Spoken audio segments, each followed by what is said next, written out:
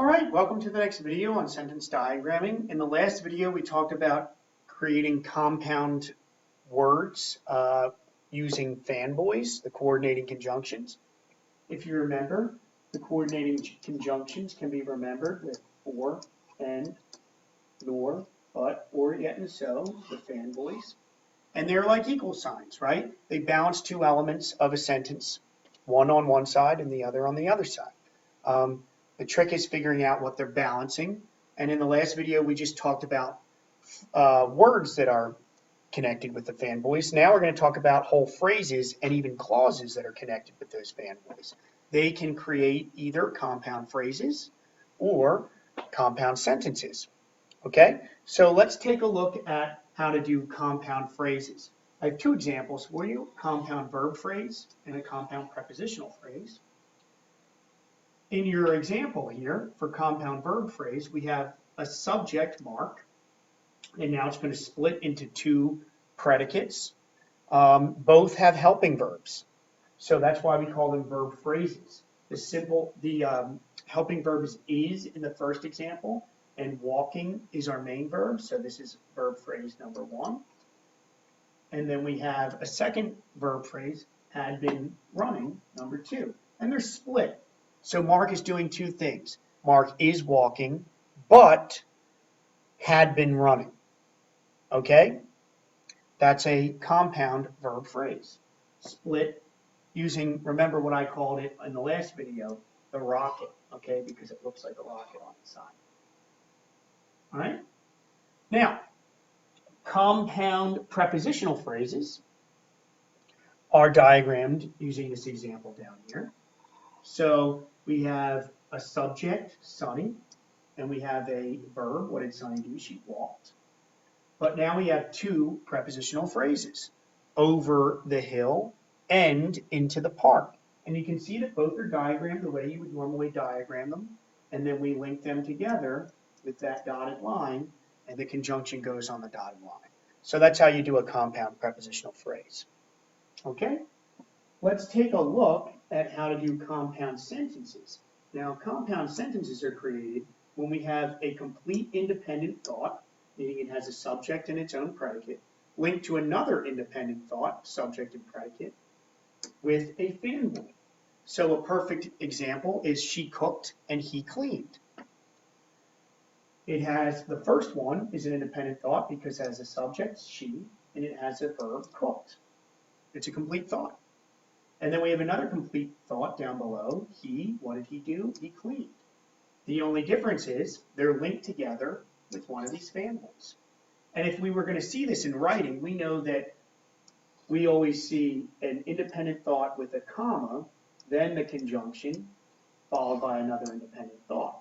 So if you ever see that in writing, a comma conjunction, you should have an independent thought number one on one side of it, and an independent thought number two on the other side. In this case, she cooked and he cleaned. All right? Remember that dotted line goes at the front and the conjunction goes on that dotted line. Let's take a look at some examples and we'll diagram them. Let's focus on the phrases first. So our first phrase to look at is the students were running in the halls and were sent to the principal's office. So let's look for the compound element in the sentence by identifying first the conjunction. The conjunction here is and, okay? So we have a subject, students, but they are doing two different things. They were running, there's a verb phrase, and they were sent, there's another verb phrase. So we have compound verb phrases. Let's diagram it like our example. Students, firewall. What about the students? Well, number one, they were running. That's our first verb phrase. Helping verb were, main verb running. But they were also sent. Helping verb were and main verb sent. Okay? Let's now put in all the details. The answers the question, which students? In the halls is a prepositional phrase. It answers the question where they were running, so it's adverbial. In halls. The. And to the principal's office answers the question where they were sent. So another adverbial prepositional phrase going off of were sent. Office is the object of the preposition to. Whose office? Principal's office. Okay? That's how you diagram a compound verb phrase. Remember we talked about that. Okay? Let's move on to the next example. My sister drove around the block and up the hill. Again, look for the compound element in the sentence. Well, our conjunctions end again. What is it balancing? If this is an equal sign, remember, I like to think of fanboys as equal signs. What are the two things on either side that are balanced? Well, we have around the block, up the hill. Both of them are prepositional phrases. So we have compound prepositional phrases. And let's diagram them like our examples. Okay? Sister is our subject. What about the sister? She drove. Okay? Whose sister? My sister. Now, where did she drive? Well, she drove around the block.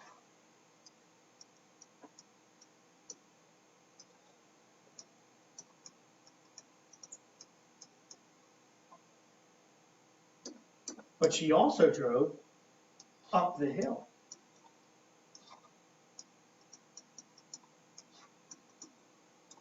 I've got to link these together with my conjunction.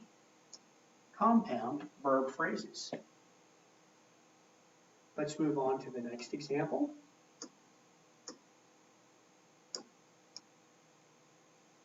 Lori and Lisa were laughing and howling at the movie. Now this one's interesting. We've got a conjunction end here. What are the two balanced elements? Hopefully you realize it's a verb, laughing and howling. But look at this, we only have one helping verb. This is a helping verb. It applies to both laughing and howling. This is what's called a compound main verb. So watch how we diagram it. It's a little bit different. At the same time, you probably noticed we have another coordinating conjunction. What are the two balanced elements on that? Lori and Lisa, compound subject. This one's going to look a little more complex. Let's start with Lori, right? That's one subject. And we'll start with Lisa, second subject. We've got to link them together with a rocket and the conjunction. They are both doing, what are they doing? They are laughing and howling. Now, because we have the one helping verb, watch what we do. Firewall, were, right? That's the verb. We're not going to split it until we get to the main verbs. Laughing and howling.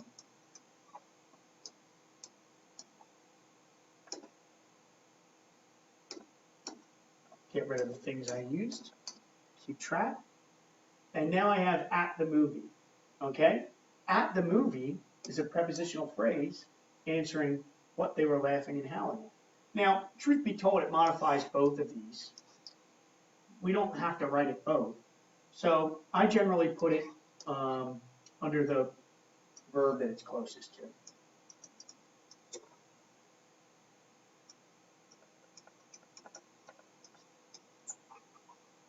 And that's how that's done. So we have a compound subject, but we also have compound main verbs. And remember, this is our helping verb that applies to both of the main verbs because they were laughing and they were howling, even though were is not repeated in front of howl. Okay? Let's take a look at the next example. We're going to look at compound sentences. The little kitty in the basket meowed, and the small girl smiled.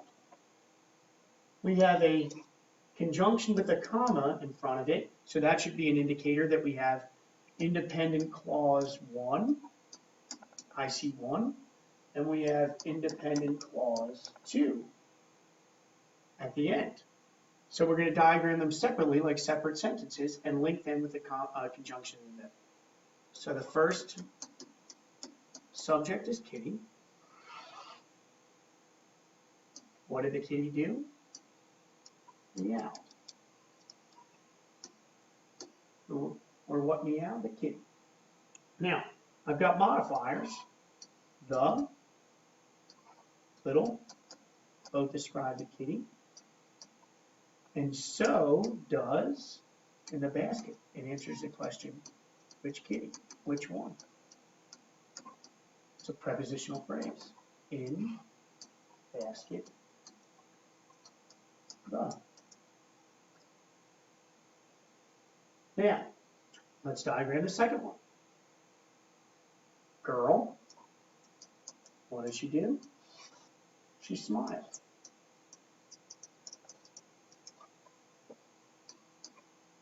Now we've got modifiers describing the girl. Now we're done with the two independent thoughts on either side. Remember, we just linked them together with that fanboy at the front. Compound sentence. Okay? Let's move on to the next example. He drove across town, but she walked. This one's a little shorter. We have a conjunction here, but it's one of the fanboys. Remember, we have a comma in front of it, so that should indicate to us that we have independent clause 1 and independent clause 2 stands alone. So let's diagram it. He, what did he do? He drove. Where did he drive? Prepositional phrase, across town.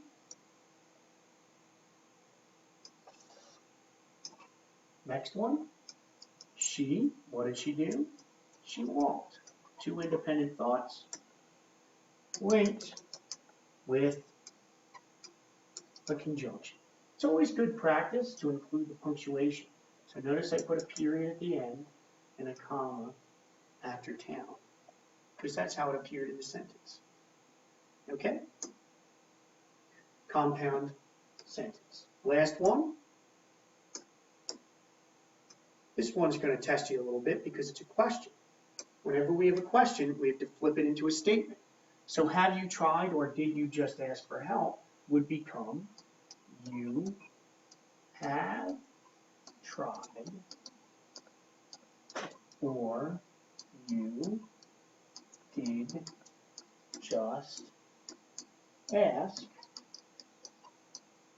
for help. Okay? Now that it's lined up in statement fashion, we can probably see that the first subject is you, and our predicate is have tried. Now we have a comma and a conjunction. That's our compound element, or, right? It's our coordinating conjunction.